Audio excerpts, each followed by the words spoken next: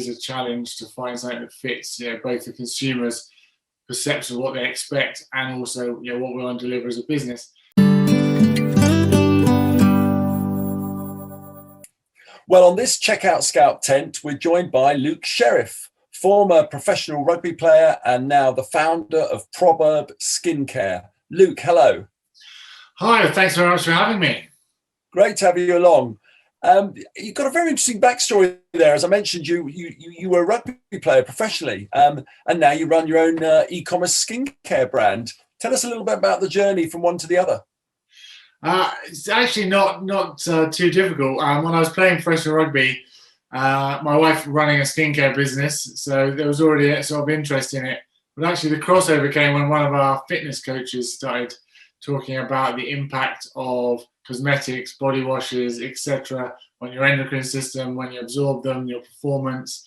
And it kind of sort of resonated with all the other things we were doing to peak. And ever since then, with our diet and everything, it's just become part of the practices that I do every day, become habit. So making sure that there's no toxins going into my body. I have to say I don't drink anymore as well now, so that's quite a big leap forward. And then just wanting to find more people who were focusing on their performance and making hygiene and skincare products that matched. So how long has the business been going? And tell us a little bit about some of the challenges of getting it going from scratch. Right, yeah, so it's 3 years old, and the first year was finding our feet. The second year was COVID, so that was getting knocked off our feet. But actually, it was a really good opportunity to focus and go back to what we wanted to be, which was a direct-to-consumer subscription business. We've got a couple of refillable products in our deodorant sanitizer. We're trying to be more sustainable. And that actually leads into one of the challenges, which is the last mile. I know that's what Amazon call it, but we're conscious of our packaging, we're conscious of the way a product is presented, we're conscious of the way someone feels when they receive it, both the impact on them and how they feel its impact on the environment. And finding the right partner for that has actually been the biggest and continues to be the biggest challenge. All right. Well, we might come on to that and how you're going to sort of unpack that. But just tell us a little bit also how you source the products. Where do they come from?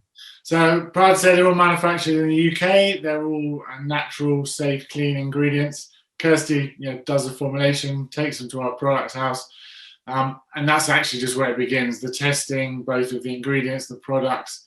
You're looking at least a year to get a product from conception to market, and then obviously you got to try and get your product to market fit right along that journey. And in the case of the deodorant, which is like our hero product, I think it's taken 82 iterations, 18 months to get to the point where now we're hoping to make ground and actually make it a product which is viable. And Kirsty, of course, is your wife who works in the business as well with you. Yeah, she's the other half of everything I describe her. So, right. You asked me earlier who's CEO. We don't have the official title, but if anyone was, it'll be her. Right. Okay. But no, on the hero product, it's all that many iterations, over 80, did you say? Yeah. Do you think that's quite normal for people in your position running businesses, or do they hit the product mix that they want quicker than that, or is that really the way it is? I think that's probably. I mean, you could equate it to a tech company. You roll out with like a beta phase testing, and we did that behind the scenes with people that we knew would try the product. We have some contacts. You're going through, as you never know quite how many it's going to take. And some products you can iterate faster. So we were quite lucky with this one that although 82 sounds like a lot, we could, we were doing a couple of variations a week at some points. Whereas potentially our skincare range, we probably only went through 4 or 5 iterations, but the testing and the stability, every stage took longer. So it actually net out to about a year to launch a product. Right. So you mentioned some of the challenges, about last mile in particular, and I'm sure there are others. But what do you think the solutions look like? What's best practice for a business like you at the current time? For us in terms of provider, to be quite honest, it's DPD. They have a great hour window slot, traceable from beginning to end. They are carbon neutral in their business.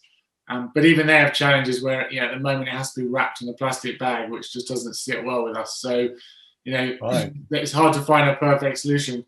Amazon do their own stuff, but you hear a lot of people complain just about how much packaging they use for blue tack, you get a massive great box. So it's a lot about what the consumer perceives, but it's also about knowing the traceability and the impact of that. So, we're actually looking at an alternative at the moment, but scale comes into it, and the bigger you are, the better bargains you can drive, the better contracts you can get. So it is a challenge to find something that fits both the consumer's perception of what they expect and also what we want to deliver as a business. But at the end of the day, DPD have a 99% for us success rate on delivery, and in terms of customer services and confidence that your customers are going to get what they asked for when they wanted it. Not to name names, but there are other more generic services out there, that you just can't rely on. And that's something that, as a consumer and a direct to consumer business where customer service is everything, you've got to respond quickly, you've got to have an answer, you've got to feel like a business they can trust if they're only ever seeing you online. Those sort of the first time they interact with you when their product arrives and going from there is very important. Do you find it's the consumer looking for an ecological solution, or is that more part of your own ethos from the business side of things? Well, for us, it's being able to trace the impact. Like I say, DPD is CO2 neutral. We do other things in the business to be proactive. But if you're buying a sustainable product, in the case of our hero product, and it arrives in too much packaging, it doesn't feel right to them. It doesn't feel right to us. So that's an element of it. But I would say, and this is a huge generalization, but it's helpful. Amazon have changed the game in terms of how people expect stuff to arrive, how quickly and easy that is, and we're all in a sense trying to keep up, and that comes a much bigger cost than it does to us than it would to them. But there are elements to our service of delivery which is more premium than their service and delivery. So, that's one of those things that you just have to try and differentiate yourself on. And talk a little bit about marketing and audience recruitment and development.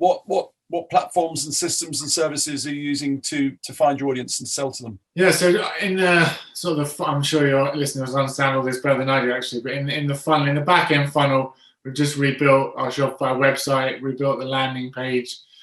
So it's actually got its own workflow. You can build your own product. So you can choose your case, you can choose your fragrance, you can choose the way it's delivered, subscription, next day. So that's just trying to make their buying UX a lot simpler. In the back end, we have Klaviyo now, which is a step change forward from MailChimp in terms of their retargeting, their abandoned carts.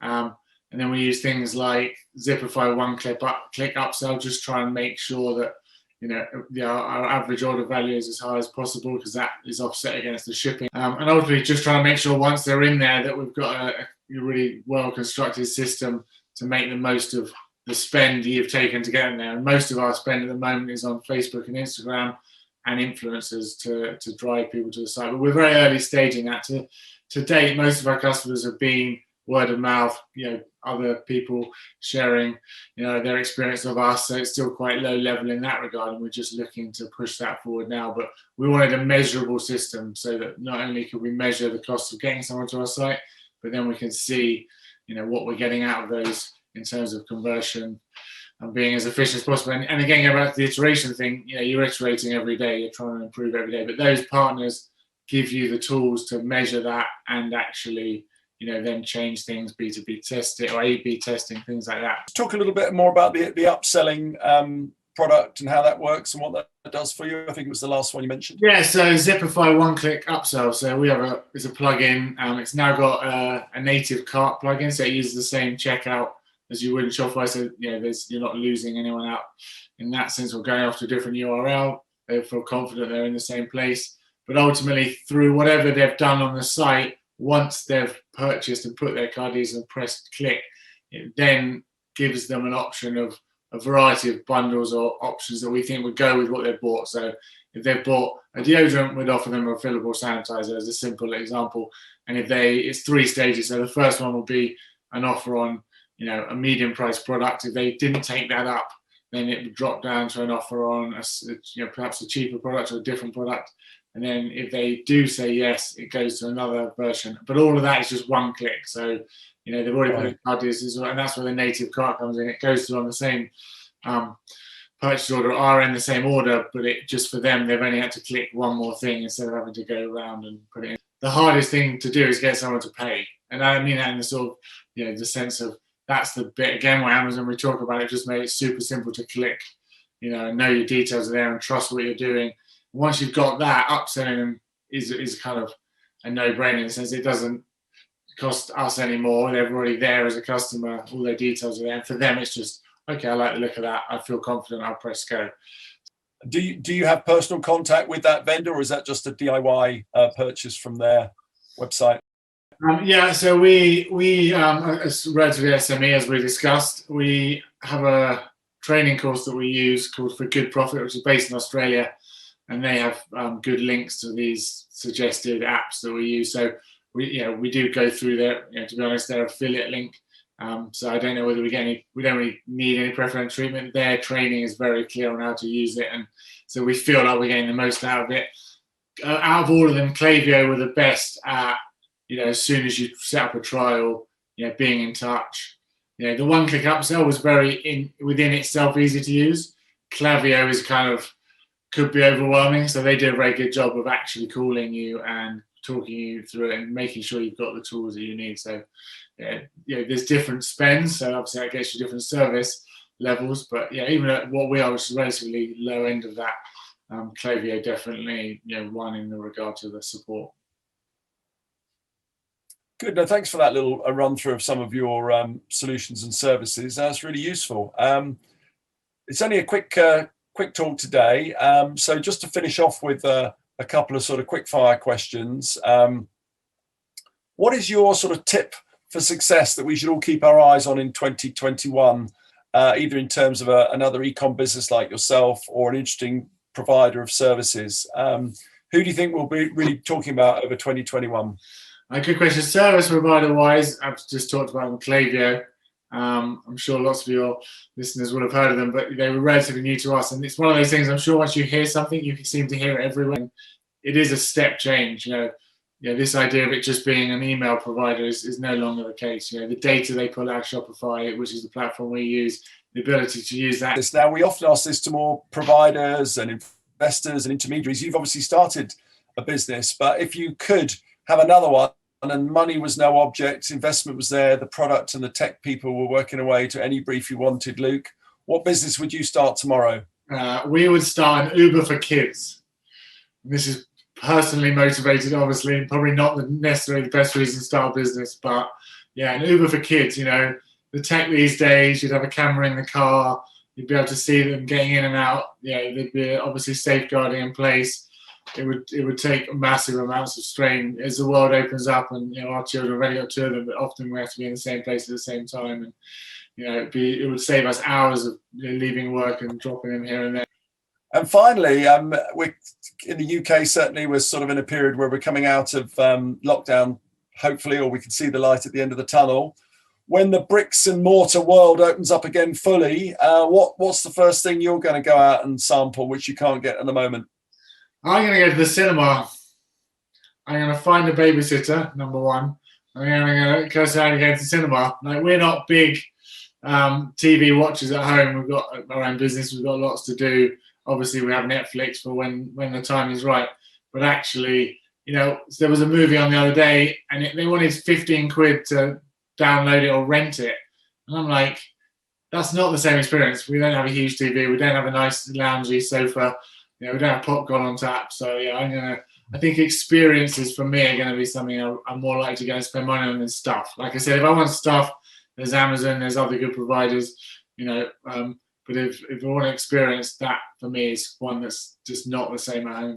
Hopefully, very James Bond.